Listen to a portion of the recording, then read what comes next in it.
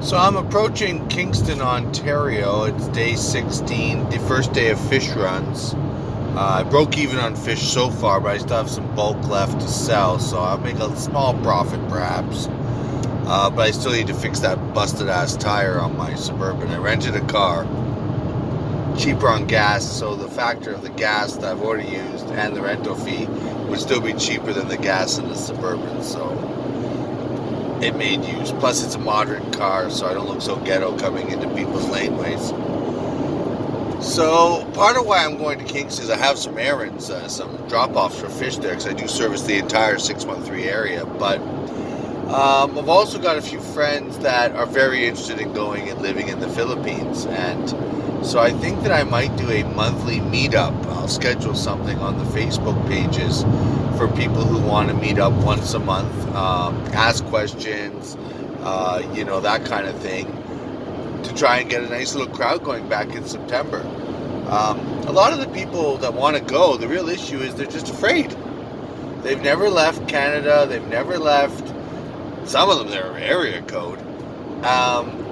So it's a big step, right? But it's not when I think about, like I say, I know other interviews, oh, you don't, I do live on 600 Canadian a month in General Santos. You're right, if you want to live in BSG, Manila, or Cebu, you're not going to get away with that. You're going to double the price because everything's double. And since I consider both cities to be complete garbage, I don't see why anyone would pay double to live in those places.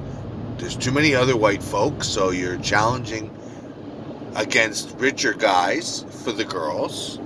The girls that are there are more predatory. They're just looking for money. And everything is double priced because the locals gouge because it's a tourist place. So, and as for safety, I mean, I would suggest that there is more danger to be had in Manila or Cebu for a lone traveler. Not just with the girls, but with, just general problems, than in General Santos, because I've lived in General Santos alone and I was just fine. So, no, sorry, I'm driving while I do this blog, so I have to pay attention to the road.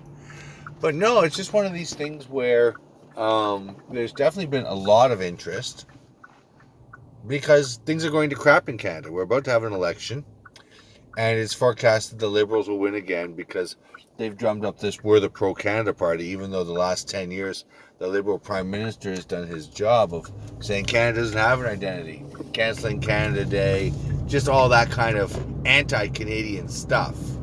So, but the sheep are sheeple. They're very, very easily tricked and subdued, and so they're all lining up to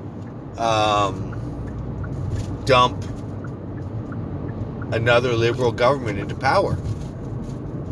And I say dump because it's like taking a crap on us, right?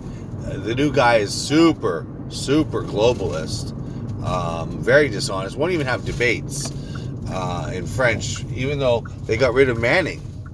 Preston Manning, the greatest prime minister we never had, that we could have had, that would have totally made our country amazing, because he didn't speak French. He couldn't do debates in French.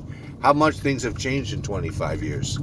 So anyways, it's one of those things where I do think of it as time to get out of Canada, folks. Take your pensions and run. I mean, it's one of these things where why on earth would you want to struggle, work really hard and still be broke, or have a pension that just covers rent and maybe one utility, definitely doesn't cover food or, luxuries.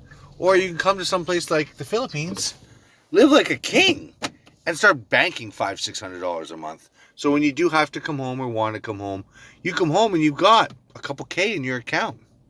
Your pension's still cashable over there. Your Canadian bank card still works over there. And you can get a passport now very, very easily in less than a week, really, to be honest. Especially if you're in a major city like Ottawa or Toronto. So consider it, folks. I mean, get out while you can.